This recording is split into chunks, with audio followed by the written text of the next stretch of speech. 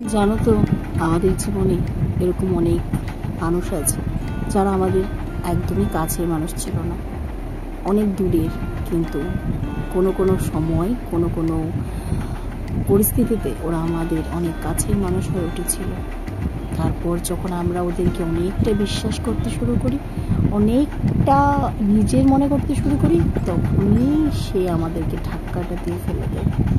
তখনই আমরা বুঝতে পারি যে আমরা ভুল মানুষকে নিজের মনে করেছিলাম। তখন ওই মানুষটাদের ব্যবহার যা বাজে করতে পারে সেরকম বাজেই করতে থাকে।